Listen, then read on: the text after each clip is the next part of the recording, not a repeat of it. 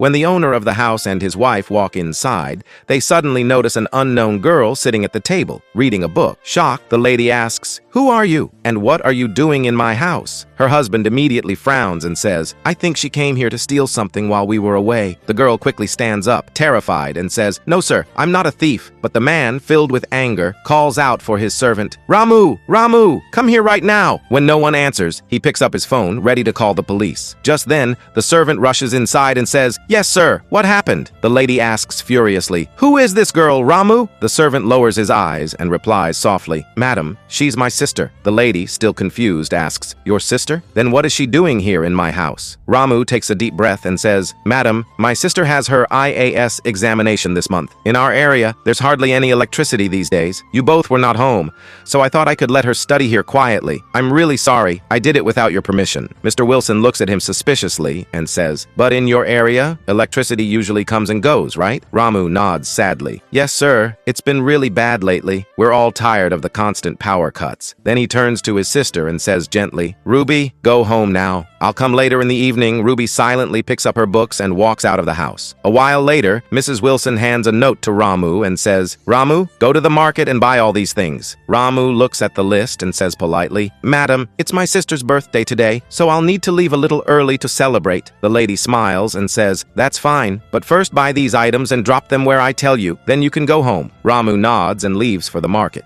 After some time, he returns and says, "Madam, I got everything you asked for. One table, a battery inverter set, and a chair. Where should I deliver them?" Just then, Mr. Wilson walks in and smiles. "You don't have to deliver them anywhere, Ramu," he says. "They're all going to your house." Ramu stands frozen in disbelief. "Sir, I don't understand." Mrs. Wilson looks at him kindly and says, "You said there's no electricity in your area. That's why we got you an inverter so your sister can study properly, and the table and chair so she can be comfortable while she prepares for her exams." Tears fill Ramu's eyes as he whispers, "Madam, we're used to living with such problems." Mr. Wilson smiles warmly and says, "She's like my sister too, and if she wants to become an IAS officer, I'll make sure nothing stands in her way." Mrs. Wilson adds, "And since today is her birthday, this is our small gift to her." Then Mr. Wilson takes out an envelope filled with cash and hands it to Ramu. "Here's 50,000 rupees. Use it for her studies. I have faith that your sister will make you proud one day." Overwhelmed, Ramu's hands tremble as he takes the money. His eyes glisten with tears as he says, "Sir, madam, I don't have words to thank you. You've treated me like family." Mr. Wilson pats his shoulder and says softly, "From today, consider all her needs taken care of by us. She's our responsibility too."